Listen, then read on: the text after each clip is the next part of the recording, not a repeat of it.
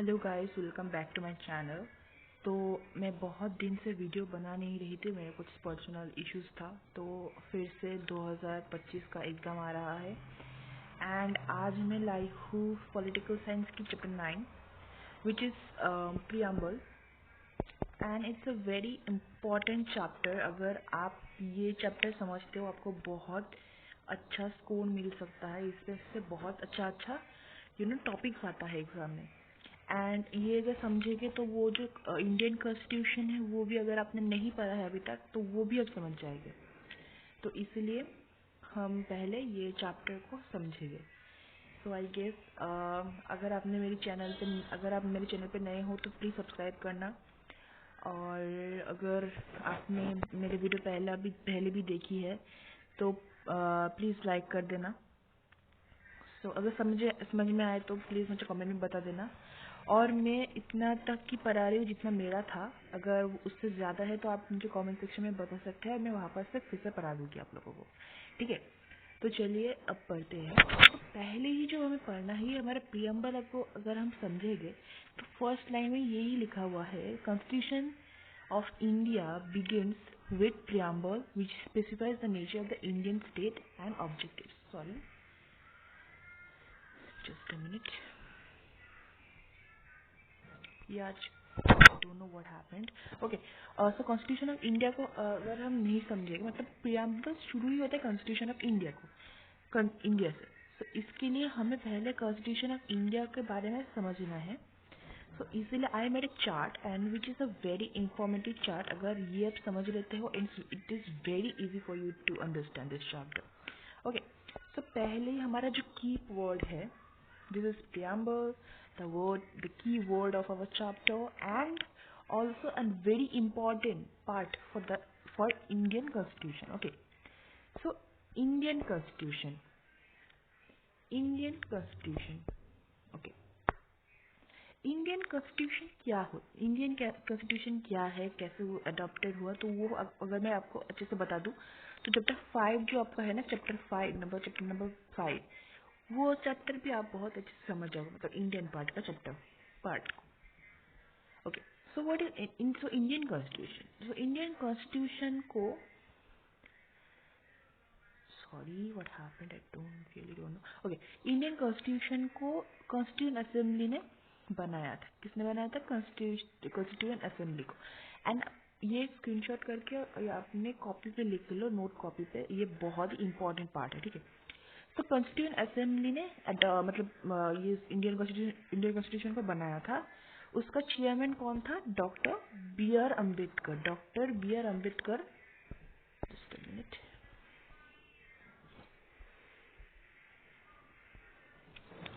Dr. B.R. Ambedkar was the chairman of the drafting committee.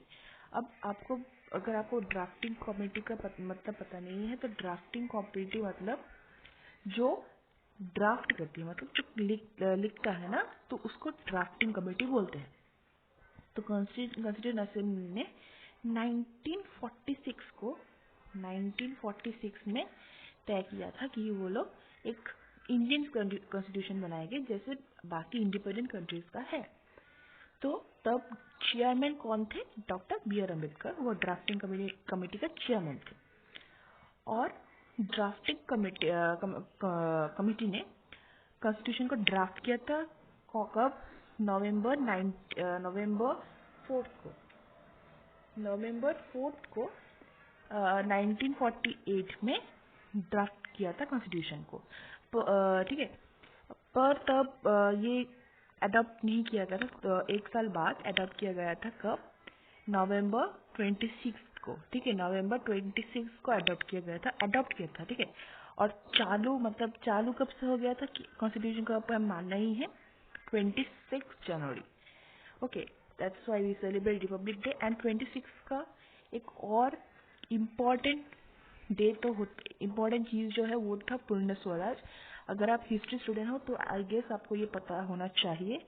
Gandhi ji ने declare किया था 1930 को इंडिया कंप्लीट इंडिपेंडेंस के लिए। उसके बाद बहुत कुछ हुआ था, वो हिस्ट्री का पार्ट है, तो मैं इधर ज़्यादा नहीं बोलूँगी। तो ये आप समझ लेना 26 को इम्पोर्टेंट 26 को ही क्यों चुना गया था, क्योंकि उस दिन था पूर्ण स्वराज डे था, तो उसलिए 26 जनवरी को सब ठीक करके दे कि ये इस दिन ही हम करेंगे।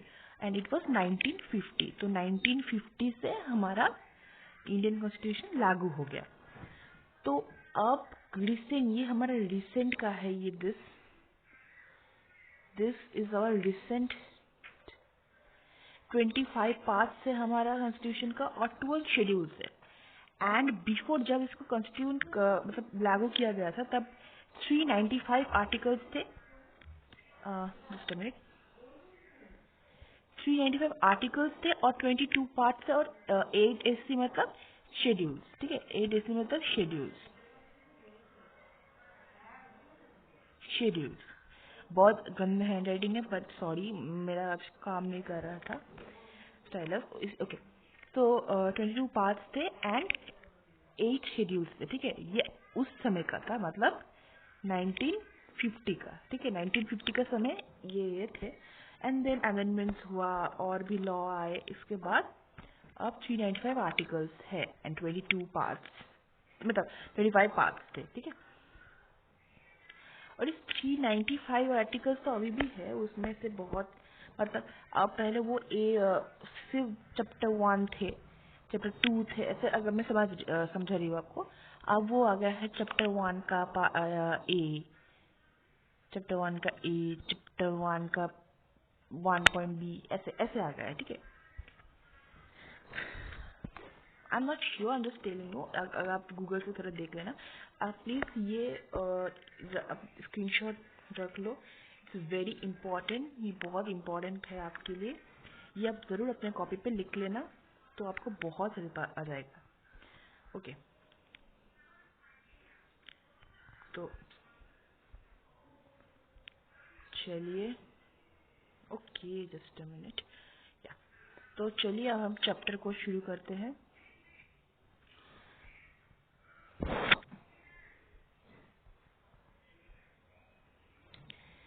सो Constitution of India begins with preamble. So, preamble, constitution शुरू होता है preamble, which specifies the nature of the Indian state and objectives it's committed to secure. So, preamble हमें क्या बताता है? नेचर, इंडियन स्टेट का कैसा नेचर है वो बताता है, एंड ऑल्सो ऑब्जेक्टिव, क्या क्या हमें preamble दे सकता है वो बताते हैं। K.M. Munshi describes preamble as the political horoscope of the constitution which lays the basic features of the constitution. तो कौन K.M. मुंशी ने क्या बताया कि preamble एक पॉलिटिकल हॉरोस्कोप है, मतलब भविष्यवाणी है कॉन्स्टिट्यूशन का, जो बताता है कि क्या क्या फीचर्स हैं, मतलब कुंडली भविष्य नहीं, सॉरी इट्स माय रॉन्ग। कुंडली मतलब कुंडली है जो आपको बताता है कि हमारा कॉन्स्टिट्यूशन का क्या क्या मायने हैं, क्या क्या हमें ये सिक्योर दे सकता है, क्या क्या एक इंडियन सिटीजन होने के जो फायदे वो हमें प्रियम्बल देता है।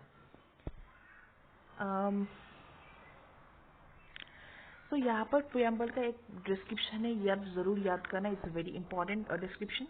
So preamble is the most precious part of the constitution. Preamble most precious part है constitution का, and it is the soul of the constitution. एक आत्मा है constitution का, तो ये आप समझ ही रहे कितना important है। ये की भी है constitution को, तो ये आप समझ रहे, ये इतना मार्क किया गया है इधर मेरे बुक में।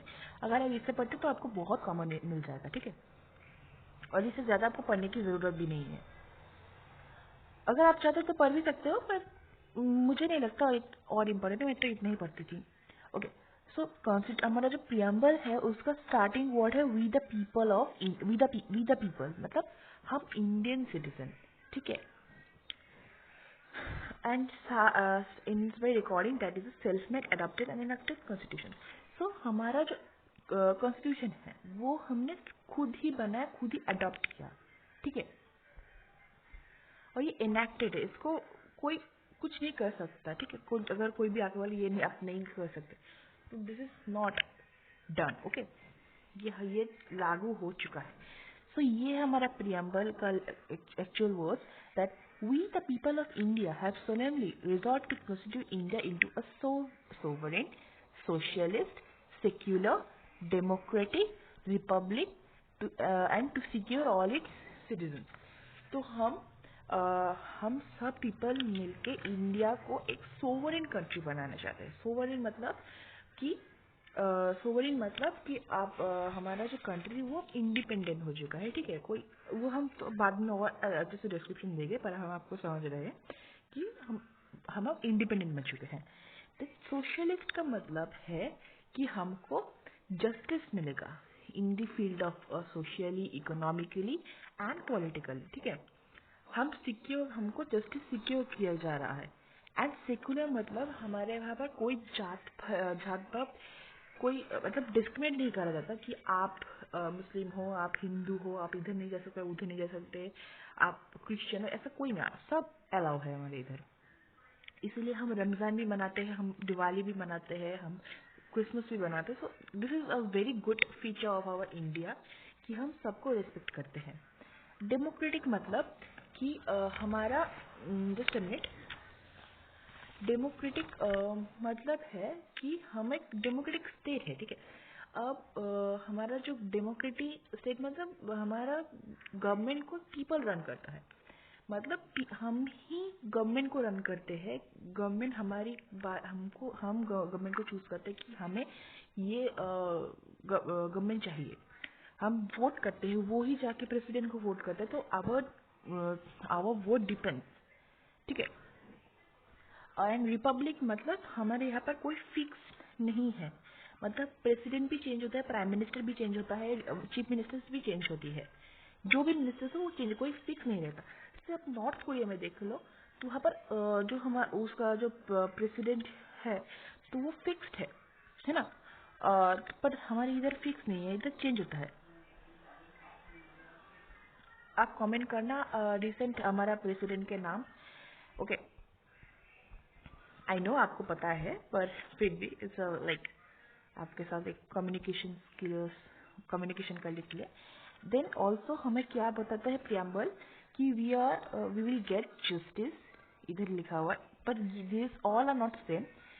पहले जो था सोशली सोवरिन, वो हमारा नेचर था इंडियन स्टेट का, और ये जस्टिस लिबर्टी ये हमारा ऑब्जेक्टिव्स है, ठीक है।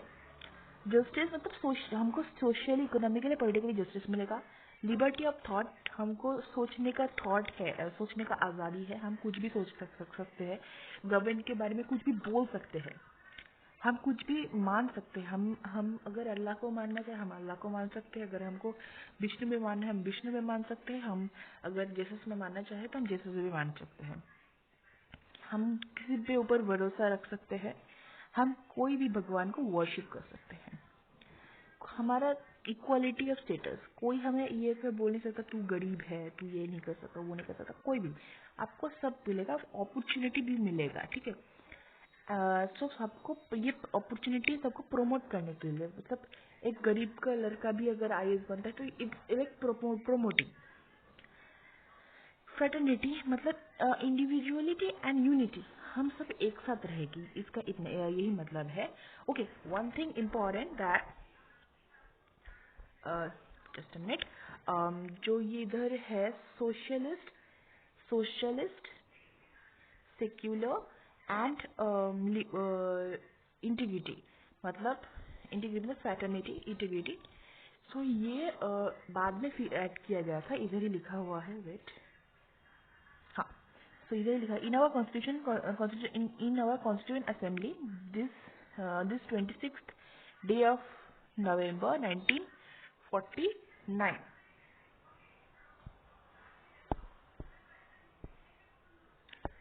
गॉड, हाँ 1949 को do hereby adopt, enact and give to ourselves this constitution। तो ये हम अडॉप्ट जब कर रहे थे तो उस डेट में लिखा हुआ है 26 नवंबर, उसको 26th डे लिखा हुआ है। द वर्ड सोशलिस्ट, सॉरी,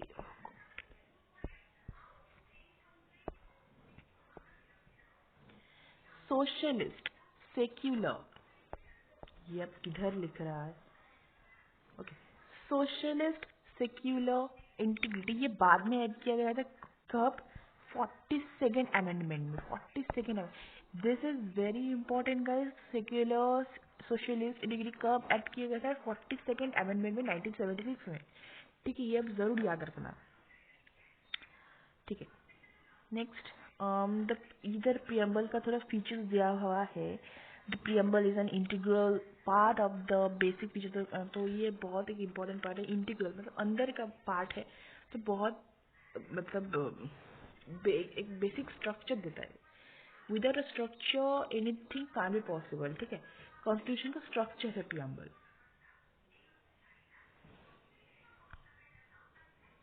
अब source of all of it. Okay. We the people of India, this testifies to the fact that people are ultimate source of all authority. तो ये जो हमारा प्रियम्बल का starting है, जस्ट मिनट, प्रियम्बल का जो ये स्टार्टिंग है हमारा we the people of India, ये हमें क्या बताता है कि हमारे यहाँ पर जो अल्टीमेट राजा है वो अल्टीमेट राजा जो ऑथोरिटी का है वो पीपल ही है। पीपल ये डेमोक्रेटिक कंट्री, तो इधर पीपल का ही राज चलता है। The government derives it's power from the people. तो गवर्नमेंट पावर कैसे लेते हैं? जैसे पीपल पावर देते हैं गवर्नमेंट को। ठीक है, the constitution has its root and derives its sovereignty from people. So constitution rules are derived sovereignty from people. In this aspect, the preamble of the Constitution of India is similar to the preamble of the US Constitution. So US Constitution की तरह हमारा India Constitution थोड़ा similar है। ठीक है, okay. इधर थोड़ा important है कि with the people of India, AGV Commonwealth wanted that the preamble should begin with the word in the name of God. तो ये जो AGV Commonwealth थे वो चाहते थे कि हमारा जो प्रियम्बल है वो